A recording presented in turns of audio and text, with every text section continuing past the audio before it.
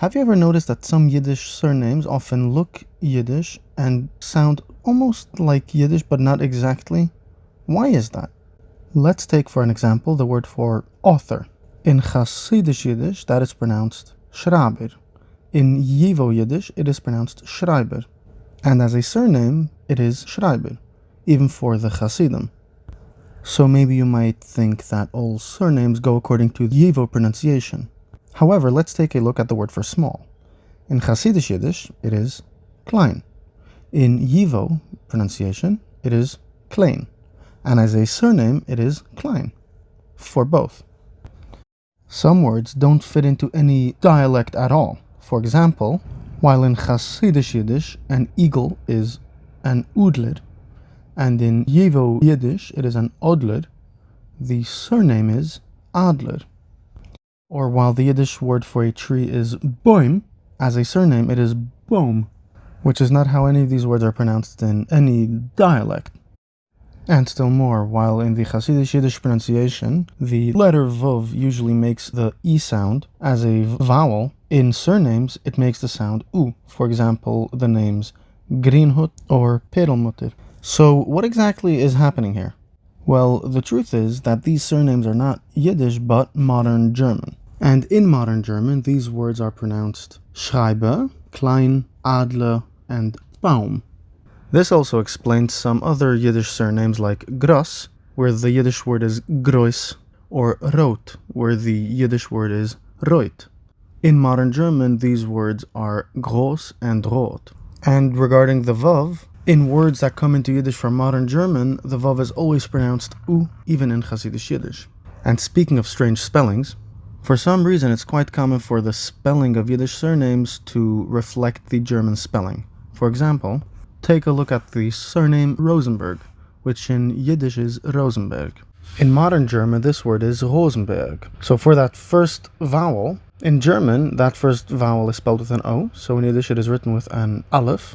And since it is a long O, Rosenberg, in Hasidic Yiddish it is pronounced Rosenberg with an O sound. And that is also why there's this ayin after the zayin. In Yiddish, Rosen, the Yiddish equivalent for Rosen in German, is spelled without that ayin over there. But since in German there's an E there, R-O-S-E-N, that ayin is placed there to reflect the German spelling. The same holds for the last name Schwarz, which is often spelled Tes Tzadik in place of just a Tzadik, because in German there's a TZ at the end, and that Tes Tzadik reflects that TZ spelling.